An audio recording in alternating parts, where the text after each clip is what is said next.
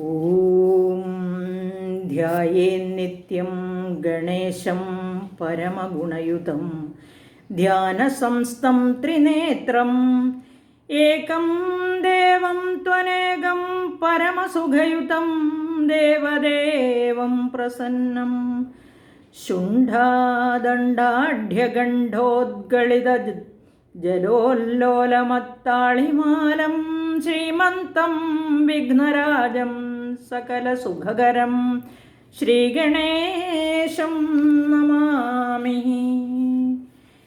യാ കുന്ദേന്ദുതുഷാരഹാരധവള യാ ശുഭ്രവസ്ത്രാവൃത യാ വീണാവരദണ്ഡമണ്ഡിതകരാ യാ ശ്വേതപദ്മാസന യാ ബ്രഹ്മാച്യുതശങ്കരപ്രഭുതിഭ ദേവൈः സദാ വന്ദിത സാ മാം പാതു സരസ്വതീ ഭഗവതി നിശേഷജാഢ്യാപഹ. ഗുരുർബ്രഹ്മാ ഗുരുർവിഷ്ണു ഗുരുർദേവോ മഹേശ്വരഃ ഗുരു സാക്ഷാത് പരബ്രഹ്മ തസ്മൈ ശ്രീ ഗുരവേ നമഃ. ഓം ശ്രീകൃഷ്ണായ പരബ്രഹ്മണേ നമഃ. കൃഷ്ണ കരോതു കല്യാണം കംസകുഞ്ചരകേസരി കാളിന്ദീലോലകല്ലോല കോലാഹലകുതൂഹലി. കൃഷ്ണായ വാസുദേവായ ദേവകീനന്ദനായ ച നന്ദഗോപകുമാരായ ഗോവിന്ദായ നമോ നമഃ. നന്ദനം വസുദേവസ്യ നന്ദഗോപസ്യ നന്ദനം യശോദാനന്ദനം വന്ദേ ദേവകീനന്ദനം സദാ. ഓം നമോ നാരായണായ. കൃഷ്ണ ഗുരുവായൂരപ്പ. എല്ലാ സജ്ജനങ്ങൾക്കും നമസ്കാരം. നമുക്ക് ആ ഗുരുവായൂരപ്പൻ്റെ സവിധത്തിലേക്ക് പതുക്കെ പതുക്കെ നീങ്ങാം. ആ കീർത്തനങ്ങൾ ആലപിച്ച് ആ സദ്ഗുണ കഥകൾ കേട്ട് അങ്ങനെ കുറച്ച് നേരത്തേക്ക് നമുക്ക് ആനന്ദത്തിലാറാടാം. ഇന്ന് നമ്മൾ ചെയ്യാൻ പോകുന്നത് 6ാമത്തെ ദശകമാണ്.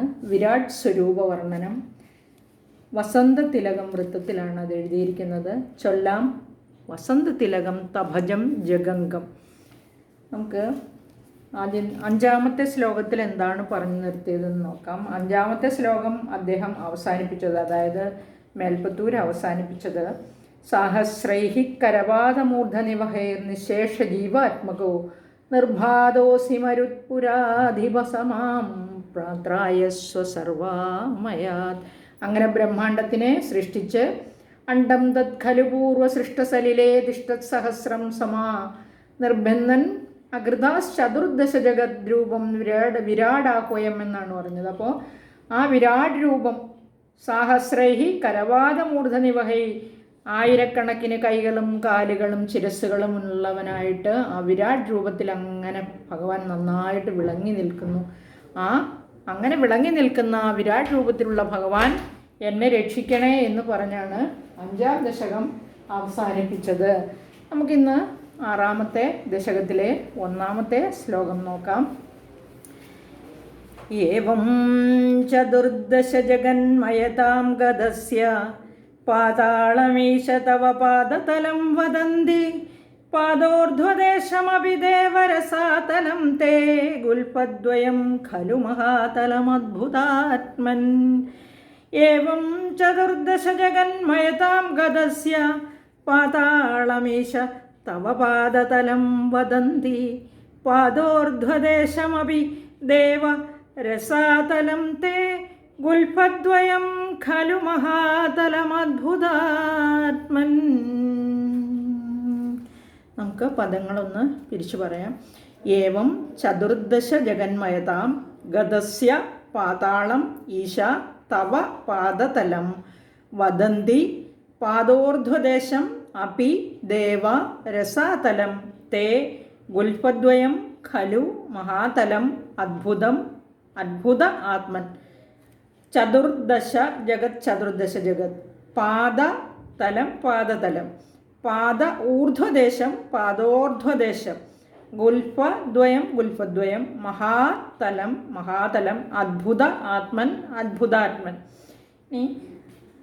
അങ്ങനെ ഭഗവാനാൽ 14 ലോകങ്ങളും സൃഷ്ടിക്കപ്പെട്ടു. അത് ആ ബ്രഹ്മാണ്ടത്തെ അദ്ദേഹം ആ സർവശക്തനായ ഈശ്വരൻ അല്ലെങ്കിൽ ഭഗവാൻ ഗുരുവായൂരപ്പൻ ഈ 14 ലോകങ്ങളായി രൂപം കൊണ്ടിരിക്കുകയാണിപ്പോൾ. ആ വിരാട് രൂപം എന്ന് പറഞ്ഞാൽ 14 ലോകങ്ങളാണ്. വിരാട് രൂപം എന്ന് പറഞ്ഞാൽ വിരാട്, അതായത് അവയവങ്ങളെല്ലാം തെളിഞ്ഞ് പ്രകാശിക്കുന്നത് എന്നാണ് പറഞ്ഞിരിക്കുന്നത്. വിശേഷേണ രാജിക്കുന്നത് വിരാട്.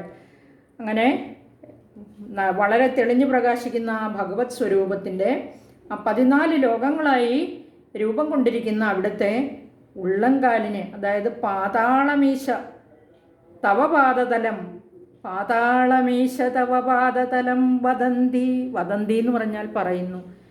എന്തിനെയാണ് പറയുന്നത്? പാതാളമെന്ന് പറയുന്നു.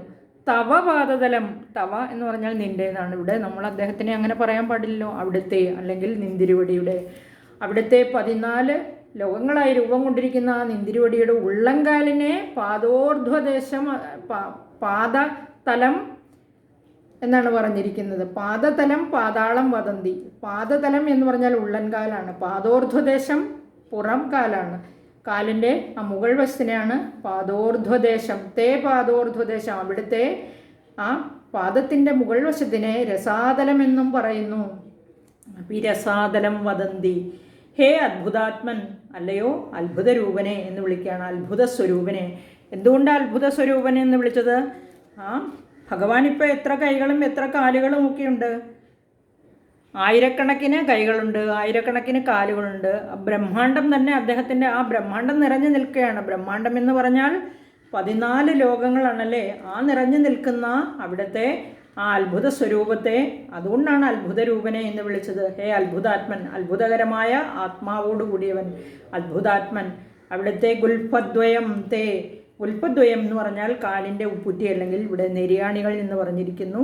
ആ ഗുൽഫദ്വയം മഹാതലം ഖലു, അതായത് മഹാതലം എന്ന് പറയപ്പെടുന്നു. ഇപ്പം 3 ലോകങ്ങളെ പറഞ്ഞു. ഉള്ളംകാലിനെ പാതാളം എന്ന് പറഞ്ഞു, പുറം കാലിനെ രസാതലം എന്ന് പറഞ്ഞു. അതുപോലെ തന്നെ ഗുൽഫദ്വയം നെരിയാണികളെ മഹാതലം എന്ന് പറഞ്ഞു. അതായത് ആ അധോലോകങ്ങൾ 7 ഊർധ്വലോകങ്ങൾ 7 ബ്രഹ്മാണ്ടത്തിൽ ഈ 14 ലോകങ്ങളിൽ. അപ്പോൾ അതിൽ 3 ലോകങ്ങളുടെ പേരാണിപ്പോൾ പറഞ്ഞത്. മഹാതലമെന്നും പറയപ്പെട്ടു, പാതാളം, രസാതലം, മഹാതലം. ഇങ്ങനെ അടിയിൽ നിന്ന് മുകളിലേക്ക് ക്രമേണയാണ് പറഞ്ഞിരിക്കുന്നത്. ഓരോന്നും മേലെ മേലെ സ്ഥിതി ചെയ്യുന്നതായിട്ട് ആണ് ഇവയെ പറഞ്ഞിരിക്കുന്നത്. അപ്പോൾ അതാണ് ആദ്യം പറഞ്ഞ പാതാളം ഏറ്റവും അടിയിൽ, അത് കഴിഞ്ഞ് പറഞ്ഞിരിക്കുന്ന രസാതലം അതിൻ്റെ മുകളിൽ, അതുപോലെ മഹാതലം അതിന് മുകളിൽ. അങ്ങനെയാണ് ഇതിൻ്റെ ക്രമം പറഞ്ഞിരിക്കുന്നത്. ഈ ദേവീ മാഹാത്മ്യത്തിലും ഇങ്ങനെ തന്നെ ഈ ദളസ്തോത്രത്തിൽ പറയുന്നുണ്ട് ദേവിയെ. ബ്രഹ്മാണി മാഹേശ്വരി ഇങ്ങനെ തുടങ്ങിയിട്ട് പറയുമ്പോൾ അതല വിതല സുതല രസാതല തലാതല മഹാതല പാതാള ഭൂർഭുവ സുവർമഹർജനസ്തവ സത്യാഖ്യ ചതുർദശ ഭുവനൈകനാഥേ എന്ന് വിളിക്കുന്നുണ്ട് ദേവിയെ. അതായത് ആദ്യം സപ്തമാതൃക്കളുടെ പേര് പറഞ്ഞു. ബ്രഹ്മാണി മാഹേശ്വരി കൗമാരി വൈഷ്ണവി ശംഖിനി വാരാഹി ഇന്ദ്രാണി ചാമുണ്ട മഹാലക്ഷ്മി രൂപേ മഹാവിദ്യേ യോഗേശ്വരി യോഗിനി ചണ്ഡികേ മഹായോഗിനി മായേ വിശ്വേശ്വരൂപിണി സർവാഭരണഭൂഷിതേ അതല വിതല സുതല രസാതല തലാതല മഹാതല പാതാള ഭൂർഭുവസ്സുവർമഹർജനസ്തപസത്യാഖ്യ ചതുർദശ ഭുവനൈകനാഥേ എന്നിങ്ങനെ വിളിച്ചാണ് പ്രാർത്ഥിക്കുന്ന ദളസ്തോത്രത്തിൽ. അവിടെ ഈ ബ്രഹ്മാണ്ടം സൃഷ്ടിച്ച മഹാമായാശക്തി എന്ന് പറയുന്ന ആ ദേവി തന്നെയാണെന്നാണ് ദേവി മഹാത്മ്യത്തിലും പറഞ്ഞിരിക്കുന്നത്. ഇത് തന്നെയാണല്ലേ, ബ്രഹ്മാണ്ടത്തെ സൃഷ്ടിച്ചു. അവിടെ എല്ലാം ദേവി. ഇവിടെ ഭഗവാൻ ആ മായാശക്തിയെ ഒന്ന് നോക്കി, ആ നോട്ടം കൊണ്ട് ചൈതന്യവും ശക്തിയും കൊടുത്ത് ഭഗവാന്റെ പ്രേരണയാൽ ആ മായാശക്തി സൃഷ്ടിച്ചു എന്നാണ് ഇവിടെ ഭഗവാൻ ഈ നാരായണീയത്തിൽ മേൽപ്പത്തൂർ പറഞ്ഞിരിക്കുന്നത്. അതുതന്നെയാണ് ഇവിടെ ദേവി മഹാത്മ്യത്തിലും പറഞ്ഞിരിക്കുന്നത്. ദേവി സൃഷ്ടിച്ചു എന്നാണ് പറഞ്ഞിരിക്കുന്നത്. അതായത് ഇപ്പം അങ്ങനെ പറയുമ്പോൾ ചോദിക്കും, ഇത് കൃഷ്ണൻ്റെ കാര്യം പറയൂ അല്ലെങ്കിൽ നാരായണൻ്റെ കാര്യം പറയുന്നു, ഇവിടെ ദേവിക്ക് എന്താണ് പ്രാധാന്യം? അങ്ങനെ വിചാരിക്കാൻ പാടില്ല. സ്വരയാ സഹ സംഭൂയ വിരിഞ്ചോണ്ടമജീജനത് വിഭേദ ഭഗവാൻ രുദ്രസ്തദ്ഗൗര്യ സഹവീര്യവാൻ എന്ന് ആ അധ്യായത്തിൽ, അതായത് പ്രാകൃതിക രഹസ്യത്തിലും പറഞ്ഞിട്ടുണ്ട്. അണ്ടമധ്യേ പ്രധാനാദി കാര്യം ജാതമഭൂനൃപ, അണ്ടമധ്യേ പ്രധാനാധികാര്യം ജാതമഭൂനൃപ മഹാഭൂതാത്മകം സർവം ജഗത് സ്ഥാവരജംഗമം എന്നാണ് പറഞ്ഞിരിക്കുന്നത്.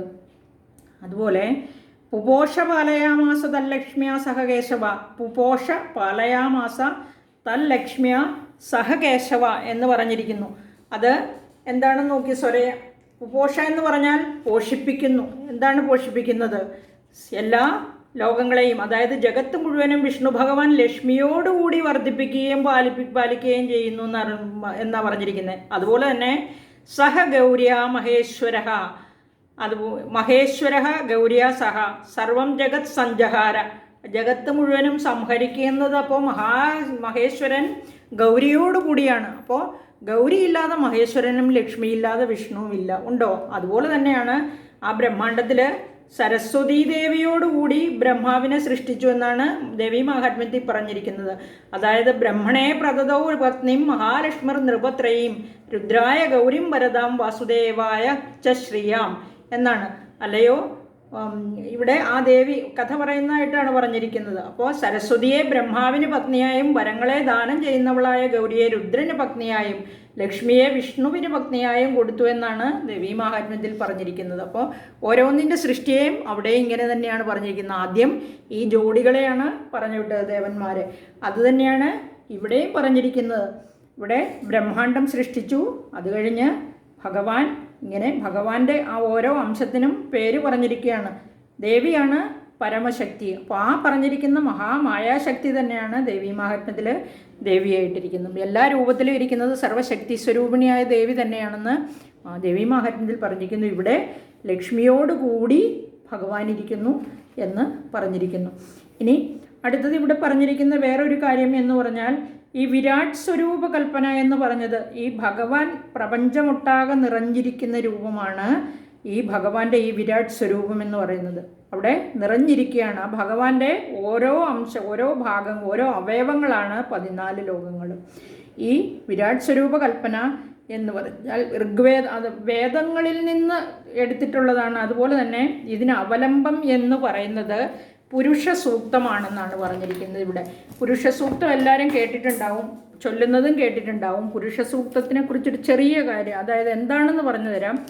ഈ നമുക്ക് എന്തെങ്കിലും കാര്യം സാധിക്കാനുണ്ടെങ്കിൽ അത് ഈ സർവാഭീഷ്ട സിദ്ധിക്കുള്ള മന്ത്രമാണതെന്നാണ് പറയുന്നത്. അത് നമ്മൾ ആ ഉദ്ദേശിക്കുന്ന കാര്യം മനസ്സിൽ വിചാരിച്ച് നിത്യവും ജപിക്കാൻ, ബ്രാഹ്മണരൊക്കെ നിത്യവും ജപിക്കാറുണ്ട്, ജപിക്കാൻ ഉപയോഗിക്കാറുള്ള മന്ത്രമാണ് ഈ പുരുഷ സൂക്തം. അതുപോലെ തന്നെ നമ്മൾ ആൺകുട്ടികൾ ഉണ്ടാവണമെന്ന് ആഗ്രഹിക്കുന്നവർ ഈ പുരുഷ സൂക്തം തൊട്ട് ജപിച്ച വെണ്ണ, നെയ്യ് എന്നിവ ഈ പ്രഗ്നൻ്റ് ആയിരിക്കുമ്പം അവർക്ക് കൊടുത്താൽ, കൺസീവ് ചെയ്യുന്നവർക്ക് കൊടുത്താൽ ഇത് ആൺകുട്ടികളുണ്ടാവുമെന്നും പറയപ്പെടുന്നുണ്ട്. അത് വിശ്വാസം ഉണ്ടെങ്കിലേ ഇതൊക്കെ നടക്കുള്ളൂ.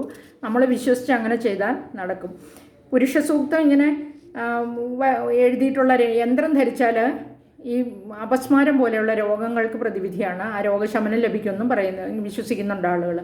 അതുപോലെ തന്നെ ഈ പുരുഷ സൂക്തത്തിൻ്റെ വേറൊരു പ്രത്യേകത എന്താണെന്ന് വെച്ചാൽ ഈ വിരാട് പുരുഷൻ്റെ ഈ സ്വരൂപവും മഹാത്മ്യം വർണ്ണിക്കുന്നതായി ഈ പുരുഷ സൂക്തം എന്ന് പറയുന്നതിൽ 16 ഇറുക്കുകളുണ്ട്. അത് ഒരു ഋഗ്വേദത്തിൽ നിന്ന് എടുത്തിട്ടുള്ള മന്ത്രമാണിത്.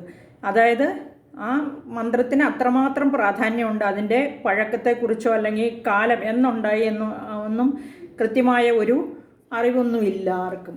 വേദങ്ങൾ, അതായത് ഋഗ്വേദത്തിൽ നിന്ന് എടുത്തിട്ടുള്ളതാണെന്ന് പറയാം. അപ്പോൾ ഋഗ്വേദം എന്നാണ് എഴുതിയത്, എന്നാണ് ഉണ്ടായത് എന്ന് നോക്കിയാൽ മതി നമുക്ക്. ഇനി അതിനെപ്പറ്റി, ആ പുരുഷ സൂക്തത്തിനെ പറ്റി ഇങ്ങനെ പറഞ്ഞിരിക്കുന്നത്: സഹസ്രശീർഷ പുരുഷ സഹസ്രാക്ഷ സഹസ്രപാദ് സഭൂമിം വിശ്വതോ വൃത്വാത്യധിഷ്ഠദശാങ്കുലം എന്നാണ്. വൃത്വാത്യധിഷ്ഠദശാങ്കുലം എന്ന് പറഞ്ഞിരിക്കുന്നത്. അതായത് വിരാട് എന്ന് പറഞ്ഞാൽ വിളങ്ങി നിൽക്കുന്ന, എങ്ങും നിറഞ്ഞു വിളങ്ങി നിൽക്കുന്ന എന്നാണ് വാക്കിൻ്റെ അർത്ഥം എന്ന് പറഞ്ഞിരുന്നു. അതുപോലെ അങ്ങനെയുള്ള ഏതൊരു പുരുഷനാണോ സഹസ്രശീർഷൻ, സഹസ്രനേത്രൻ, അതുപോലെ തന്നെ സഹസ്രപാദൻ, അങ്ങനെയുള്ള ആ വിശ്വമാകെ നിറഞ്ഞു നിൽക്കുന്ന ആ ബ്രഹ്മാണ്ടത്തിൻ്റെ പുറത്തും കൂടി വ്യാപിച്ചിട്ട് ദശാങ്കുലത്തിൽ നിറഞ്ഞിരിക്കുന്നത് പോലെ എങ്ങനെ നിറഞ്ഞിരിക്കുന്നു, എങ്ങും നിറഞ്ഞിരിക്കുന്നു എന്നാണ് പറഞ്ഞിരിക്കുന്നത്. അതായത് ദശാങ്കുലം എന്ന് പറഞ്ഞാൽ ദശം അങ്കുലം, 10 കൈവിരലുകൾ എന്നാണ് അങ്കുലം എന്ന് പറഞ്ഞിരിക്കുന്നത്. അത്ര എല്ലായിടത്തും നിറഞ്ഞു നിൽക്കുന്നു, പക്ഷേ ചെറുതായിട്ടും തോന്നുന്നു. ഇതാണ് ഈ പുരുഷ സൂക്തത്തിൻ്റെ ആദ്യത്തെ സൂക്തം എന്ന് പറയുന്നത്. അത് വേറെ വേണമെങ്കിൽ ഒരു വീഡിയോ ആയിട്ട് ചെയ്തിടാവുന്നതേ ഉള്ളൂ. അത് വേണ്ടവർ കമൻറ്റിൽ പറഞ്ഞാൽ മതി. അല്ലെങ്കിൽ ഇത് പ്രത്യേകം എന്തെങ്കിലും ചെയ്ത് വേണമെന്നുള്ളവർ പറഞ്ഞാൽ മതി കേട്ടോ. അല്ലെങ്കിൽ നമ്മൾ വീഡിയോയിൽ ഇങ്ങനെ ഡൗൺലോഡ് ചെയ്യാൻ പറ്റും ഇതൊക്കെ. ഇനി നമുക്ക് ഒന്നാമത്തെ ശ്ലോകം ഇത്രയുമേ ഉള്ളൂ. പാതാളം, രസാതലം, മഹാതലം ഈ മൂന്നും അധോലോകങ്ങൾ എന്നറിയപ്പെടുന്ന, അതായത് 7 ലോകങ്ങളാണ് അധോലോകങ്ങൾ എന്നറിയപ്പെടുന്നത്. അതിൽ 3 ഏറ്റവും അടിയിലത്തെ പാതാളം, അതിനടുത്തത് രസാതലം, അതിനടുത്തത് മഹാതലം. ഇത് 3 പറഞ്ഞത്. ഇനി അടുത്ത രണ്ടാമത്തെ ശ്ലോകം വരുമ്പോൾ അതിൽ പറയുന്നത് ഈ ബാക്കിയുള്ള ലോകങ്ങളും, അതായത് ഈ ലോകങ്ങളെന്ന് പറയുന്നത് നമ്മൾ വിചാരിക്കേണ്ട വിരാട് രൂപത്തിൽ നിൽക്കുന്ന ഭഗവാനെയും ഭഗവാന്റെ ഓരോ അവയവങ്ങളെയുമാണ്. ഇപ്പോൾ പറഞ്ഞത് വെറും 3, അതായത് പാദതലം, പാദോർധ്വദേശം, അതുപോലെ തന്നെ ഗുൽപദ്വയം. ഈ കാലിൻ്റെ അടിവശത്തെ കാലിൻ്റെ മാത്രം കാര്യങ്ങളെ നമ്മളോട് പറഞ്ഞുള്ളൂ. ബാക്കി പറയാൻ പോകുന്നതേ ഉള്ളൂ രണ്ടാമത്തെ ശ്ലോകത്തിൽ. അപ്പോൾ നമുക്ക് നോക്കാം രണ്ടാമത്തെ ശ്ലോകം. ജംഘേ തലാതലമധോ സുതലം ച ജാനു കിഞ്ചോരുഭാഗയുഗളം വിതലാതലേ ദ്വേ ക്ഷോണീതലം ജഘനമംബരമംഗ നാഭിർവക്ഷശ്ച ശക്രനിലയസ്തവ ചക്രപാണേ. ജംഘേ തലാതലമധോ സുതലം ച ജാനു കിഞ്ചോരുഭാഗയുഗളം വിതലാതലേ ദ്വേ ക്ഷോണീതലം ജഘനമംബരമംഗനാഭിർവക്ഷശ്ച ശക്രനിലയസ്തവ ചക്രപാണേ. ആദ്യം പറഞ്ഞപ്പോൾ ജഘനമംബരമംഗ വന്നില്ല, നാക്ക് പിഴച്ചു പോയി. അത് സരസ്വതി ദേവിക്ക് എന്നോട് എന്തോ പിണക്കമുണ്ടെന്ന് തോന്നുന്നു, അത് അങ്ങനെ നാക്ക് പിഴച്ചു പോയത്. ഇനി ഇവിടെ നമുക്ക് ആ പദങ്ങളൊന്ന് പിരിച്ചു നോക്കാം. ജംഘേ തലാതലം അധ സുതലം ച ജാനു കിം ച ഊരുഭാഗയുഗളം വിതലാതലേ ദ്വേ ക്ഷോണീതലം ജഘനം അംബരം അംഗ നാഭിഃ വക്ഷഃ ച ശക്രനിലയഃ തവ ചക്രപാണേ. ഊരുഭാഗയുഗളമാണ്. കിംച ഭാഗയുഗളം കിഞ്ചോരുഭാഗയുഗളം വിതലാതലേ ക്ഷോണീതലം ചക്രപാണേ ശക്രനിലയഃ. ഇനി ഒന്നാം ശ്ലോകത്തിൽ നമ്മൾ പഠിച്ചു പാദങ്ങളുടെ അടിവശം പാതാളലോകമാണെന്നും അതിൻ്റെ മുകൾ വശം രസാതലമാണെന്നും ഗുൽപദ്വയങ്ങൾ അതായത് നെരിയാണികൾ മഹാതലവുമാണെന്നാണ് നമ്മൾ ഒന്നാം ശ്ലോകത്തിൽ പഠിച്ചത്. ഇനി രണ്ടാം ശ്ലോകത്തിലേക്ക് വരുമ്പോൾ ഈ അധോലോകങ്ങൾ എന്ന് പറഞ്ഞു, അതായത് താഴോട്ട് ഈ 14 ലോകങ്ങളെ 2ആയിട്ട് പകുതി വെച്ച് ഇങ്ങനെ തിരിച്ചിട്ട് താഴോട്ട് 7 ലോകങ്ങൾ, മുകളിലേക്ക് 7 ലോകങ്ങൾ, ഊർധ്വലോകങ്ങൾ അധോലോകങ്ങൾ എന്ന് പറയും. അധോ എന്ന് പറഞ്ഞാൽ താഴോട്ടുള്ളത്. അപ്പം അവയിൽ 3 കുറിച്ച് അത് ക്രമം അനുസരിച്ചാണ് ഏറ്റവും താഴെ നിന്ന് മുകളിലേക്ക് ഇങ്ങനെ ഒന്നൊന്നായിട്ട് പടിപടിയായിട്ട് പറഞ്ഞു വരികയാണ്. അപ്പോൾ ഈ ബാക്കിയുള്ള ഭഗവാൻ വിരാട് സ്വരൂപത്തിൽ ഇങ്ങനെ വിശ്വം മുഴുവൻ നിറഞ്ഞു നിൽക്കുന്ന, ബ്രഹ്മാണ്ടം മുഴുവൻ നിറഞ്ഞു നിൽക്കുന്ന ഭഗവാന്റെ ഈ ഓരോ ഭാഗം, ഓരോ അവയവങ്ങളെയാണ് നമ്മൾ പറയുന്നത്. കാലിൻ്റെ ഉള്ളംകാലും പുറംകാലും പറഞ്ഞു, അതുപോലെ നെരിയാണിയും പറഞ്ഞു, അതായത് ഉപ്പുറ്റി. ബാക്കിയുള്ള ഭഗവാന്റെ ആ വിരാട് സ്വരൂപത്തിൻ്റെ ഏതേത് ഭാഗങ്ങളാണെന്നാണ് ഇനി ഈ ശ്ലോകത്തിൽ പറയാൻ പോകുന്നത്. ഇവിടെ ചക്രപാണി എന്ന് വിളിച്ചിരിക്കുകയാണ്. ചക്രപാണി, പാണി കൈയാണ്, പാണിയിൽ ചക്രം ധരിച്ചിട്ടുള്ളവനാണ് ചക്രപാണി എന്ന് പറഞ്ഞിരിക്കുന്നത്. ആ ചക്രപാണി ഒന്നാം ശ്ലോകത്തിൽ പറഞ്ഞിരിക്കുന്നത് പോലെ തന്നെ ഇനി നമുക്ക് നോക്കാം അടുത്തത് 4-മത്തെ ഏത് ഭാഗമാണ് എന്ന്. അപ്പോൾ ഭഗവാനെ വിളിച്ചിരിക്കുകയാണ്. അല്ലയോ ചക്രപാണേ, ചക്രം ധരിച്ചിട്ടുള്ള ഭഗവാനെ, സർവശക്തനായ ഭഗവാനെ. ജംഘേ തലാതലം, ഭഗവാന്റെ ജംഘേ എന്ന് പറഞ്ഞിരിക്കുന്ന തലാതലം അത് വേറൊരു ലോകമാണ്. തലാതലം ഭഗവാന്റെ കണങ്കാലുകൾ തലാതലവുമാണ്. അപ്പോൾ ഞാൻ ആ ദേവി മഹാത്മ്യത്തിലെ ആ ശ്ലോകം പറഞ്ഞു അതല വിതല സുതല രസാതല തലാതല മഹാതല പാതാള ഭൂർഭുവ സ്വർ മഹർജനസ്തപസ് സത്യാഖ്യ ചതുർദശ ഭുവനൈകനാഥേ എന്ന് ദേവിയെ പറഞ്ഞു. അതായത് ദേവി 14 ലോകങ്ങൾക്കും അധിപയാണ്, നാഥയാണെന്നാണ് ആ ശ്ലോകത്തിൽ പറഞ്ഞത്. ഇവിടെ വന്നപ്പം നമുക്ക് നോക്കാം ഭഗവാന്റെ ഓരോ അംശങ്ങളും ഈ ഓരോ ലോകങ്ങളാണെന്നാണ് ഇതിൽ പറഞ്ഞിരിക്കുന്നത്. നമുക്കറിയാം ഇത് ഭാഗവതത്തിൽ നിന്നുള്ള ഒരു വളരെ സംഗ്രഹിച്ചെടുത്തിട്ടുള്ള ഒരു സാധനമാണ്, അതായത് ശ്ലോകമാണ് ഈ നാരായണീയം എന്ന് പറയുന്നത്. അതിൽ നിന്ന് കുറച്ച് മാത്രം, വളരെ കുറച്ച് മാത്രം, സമുദ്രത്തിൽ നിന്ന് കയ്യിൽ കോരിയെടുക്കുന്നത് പോലെയുള്ളൂ ഈ നാരായണീയം എന്ന് പറയുന്നത്. അപ്പം നമുക്ക് ആ തലാതലം എന്ന് പറയുന്ന അവിടുത്തെ ഭഗവാന്റെ കണങ്കാലുകളാണ് എന്ന് പറഞ്ഞിരിക്കുന്നത്. ഹേ ചക്രപാണേ ഭഗവാനെ, അവിടുത്തെ കാലുകൾ, കണങ്കാലുകൾ തലാതലമാകുന്നു. അതിന് മുകളിൽ, തൊട്ട് മുകളിലേക്ക് വന്നാൽ കാലിൻ്റെ ആ മുട്ടുകളാണ് പറഞ്ഞിരിക്കുന്നത്. ആ മുട്ടുകൾക്ക് എന്താണ് പറയുക? കിഞ്ചോരു ഭാഗയു സുതലം ച ജാനു എന്നാണ്. ജാനുവാണ് കാൽമുട്ടുകൾ, സുതലം ച ജാനു. അപ്പോൾ സുതലം എന്ന് പറയുന്ന അവിടുത്തെ കാൽമുട്ടുകളാണ്. അതുപോലെ തന്നെ ഇനി അടുത്തത് പറഞ്ഞിരിക്കുന്നത് കിഞ്ചോരു ഭാഗയുഗളം വിതലാതലേ ദ്വേ എന്ന് പറഞ്ഞിരിക്കുന്നത്. കിഞ്ചോരു ഭാഗയുഗളം, കാൽമുട്ടുകൾ സുതലം എന്ന് പറഞ്ഞു. അതുപോലെ കാൽവണ്ണകൾ, അതായത് കണങ്കാലുകൾ തലാതലമെന്നും പറഞ്ഞു. ഇനി 2 തുടകളുണ്ട്. കാൽമുട്ടിൻ്റെ മുകളിലുള്ളത് 2 തുടകളാണ്. അതാണ് കിഞ്ച ഊരു ഭാഗയുഗളം. ആ തുടകളെ വിതലം അതലം എന്ന് 2ആയിട്ടാണ് പറഞ്ഞിരിക്കുന്നത്. ഒരു തുട വിതലം, ഒരു തുട അതലം, ഇങ്ങനെ പറഞ്ഞു. ജഘനം ക്ഷോണീതലം എന്നാണ് പറയുന്നത്. ക്ഷോണീതലം ജഘനമംബരമംഗ. ജഘനം അരക്കെട്ടാണ്.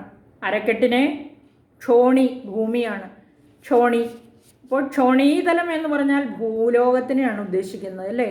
ഭൂമിയാണ് ഉദ്ദേശിക്കുന്നത്. ഭൂലോകത്തിനെ അരക്കെട്ട്, ആ ഭഗവാന്റെ അരക്കെട്ട് വരെയുള്ള ഭാഗങ്ങൾ ഇപ്പോൾ പറഞ്ഞു. അവിടെ വെച്ച് ഇപ്പോൾ 7 ലോകമായി എന്ന് ഞാൻ വിശ്വസിക്കുകയാണ്. അതായത് നമുക്കൊന്ന് പറഞ്ഞു നോക്കാം. ആദ്യം പാദതലം, പാതാളം, പാദോർധ്വദേശം രസാതലം, ഗുൽപദ്വയം മഹാതലം. ഇനി 2 കാൽവണ്ണകൾ, അതായത് ജംഘേ തലാതലം, ജാനു കാൽമുട്ടുകൾ സുതലം, 2 തുടകൾ അതലം വിതലം. ഇപ്പോൾ 7 ആയി അല്ലേ? ഇനി 8ാമത്തതാണ് അരക്കെട്ട് ഭൂലോകം എന്ന് പറഞ്ഞിരിക്കുന്നത്.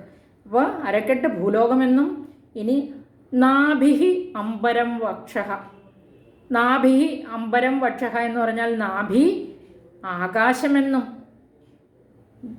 മാറിടം. ഇനി വക്ഷഃ ശക്രനിലയഃ ച എന്നാണ്. നാഭി അംബരം, നാഭി എന്ന് പറഞ്ഞാൽ പൊക്കിൾ കൊടിയാണ്. അതിനെ അംബരം, അംബരം ആകാശമാണ്. അപ്പോൾ പൊക്കിൾ ഇരിക്കുന്ന ആ പൊക്കിൾ പ്രദേശത്തെ, നാഭി പ്രദേശത്തെ ആകാശമെന്ന് വിളിച്ചു. മാറിടം എന്ന് പറഞ്ഞാൽ വക്ഷസ്, വക്ഷഃ മാറിടം, നെഞ്ചിനെ സ്വർഗമാണെന്നാണ് പറഞ്ഞത്. ശക്രനിലയഃ ച, ശക്രൻ ഇന്ദ്രനാണ്. ആ ഇന്ദ്രലോകത്തിനെയാണ്, അല്ല നമ്മൾ ദേവലോകത്തെയാണ് സ്വർഗം എന്ന് പറയുന്നത്. അല്ലെങ്കിലും സ്വർഗത്തിൽ പോവുക എന്ന് പറഞ്ഞാൽ ദേവന്മാരുടെ കൂടെ പോയി താമസിക്കുകയാണല്ലോ, ദേവലോകത്തേക്കാണല്ലോ കൊണ്ടുപോവുക പുഷ്പക വിമാനത്തിൽ. അതുകൊണ്ട് ശക്രനിലയഃ ച, അങ്ങനെ മാറിടം സ്വർഗമാണെന്നും പറഞ്ഞു വരുന്നു. ചക്രപാണേ എന്ന് വിളിച്ചിട്ട് മേൽപ്പത്തൂർ പറയുകയാണ്. ഇതെല്ലാം ഇത്രയും ക്ലിയറായി എന്ന് വിചാരിക്കുന്നു. നമുക്കിനി അടുത്ത വീഡിയോയിൽ പറയാം. ഇത് ഇന്ന് 6ാമത്തെ ദശകത്തിലെ 1ഉം 2ഉം ശ്ലോകങ്ങൾ പറഞ്ഞ് നിർത്തുകയാണ് ഞാൻ. എല്ലാവർക്കും നന്ദി, നമസ്കാരം. എല്ലാവരും ഈ 2 ശ്ലോകമേ ഉള്ളൂ ഓരോ ദിവസവും.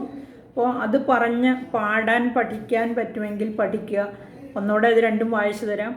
ഏവം ചതുർദശ ജഗന്മയതാം ഗതസ്യ പാതാളമീശ തവ പാദതലം വദന്തി പാദോർധ്വദേശമഭിദേവ രസാതലം തേ ഗുൽപദ്വയം ഖലു മഹാതലമദ്ഭുതാത്മൻ ജംഘേ തലാതലമധോ സുതലം ച ജാനു കിഞ്ചോരുഭാഗയുഗളം വിതലാതലേ ദ്വേ ക്ഷോണീതലം ജഘനമംബരമംഗനാഭിർവക്ഷശ്ച ശക്രനിലയസ്തവ ചക്രപാണേ. ഇനി എനിക്കൊരു കാര്യവും കൂടി പറയാനുള്ളത്, എനിക്ക് പാടാനൊന്നും അറിയില്ല, പിന്നെ അക്ഷരത്തെറ്റ് കൂടാതെ വായിക്കുമെന്നേ ഉള്ളൂ. നിങ്ങൾ നല്ല പാടാൻ കഴിവുള്ളവർ നല്ലതുപോലെ പാടുക. അതുപോലെ നല്ല പാടുന്നത് കേട്ട് പഠിക്കുന്നവരുണ്ട്. അങ്ങനെയാണ് എല്ലാവരും പഠിക്കുന്നത്, അല്ലേ? നമ്മൾ മറ്റുള്ളവർ ചെയ്യുന്നത് കണ്ടല്ലേ പഠിക്കുന്നത്. സ്വയം പഠിക്കുന്നവർ വളരെ കുറവായിരിക്കുമല്ലോ. ഞാൻ പറയാൻ വന്നത് ഇതാണ്. ആദ്യം അക്ഷരത്തെറ്റ് കൂടാതെ നമുക്ക് വായിക്കാൻ പഠിക്കണം എല്ലാവരും. അത് നന്നായിട്ട് ചെയ്യേണ്ട ഒരു കാര്യമാണ്. ഈ ഓരോ അക്ഷരത്തെറ്റ് കൂടാതെ അത് സ്വരസ്ഥാനങ്ങളൊന്നും തെറ്റിപ്പോകാതെ വായിക്കാൻ പഠിക്കണം. അത് കഴിഞ്ഞിട്ട് ഈണത്തിൽ പാടാൻ ശ്രമിക്കാവുള്ളൂ. നമുക്ക് അക്ഷരങ്ങളും വേർഡ്സും ക്ലിയർ ആയില്ലെങ്കിൽ അത് ബുദ്ധിമുട്ടാണ്. അതുപോലെ തന്നെ ഇത് തെറ്റിച്ച് പാടുന്നത് കൊണ്ട് അതിന് ദോഷം ഉണ്ടാവും. നമ്മൾ പുരാണങ്ങളിലൊക്കെ പഠിച്ചിട്ടുണ്ട്. എന്തിനാ വേറെ പറയുന്ന രാമായണത്തിൽ കുംഭകർണൻ്റെ അറിയാമല്ലോ, വരം ചോദിക്കുമ്പോൾ നാക്ക് പിഴച്ച് 6 മാസം നിദ്രയും 6 മാസം ഉണർച്ചയായിട്ട് കഴിയുന്ന അറിയാലോ. ആ നാക്ക് പിഴച്ചു പോയാൽ പിന്നെ ഉണ്ട് ഒരു ശക്രൻ്റെ ഒരു കഥയുണ്ട്, അത് പിന്നീട് ഏതെങ്കിലും ഒരു ഇതിൽ പറയാം.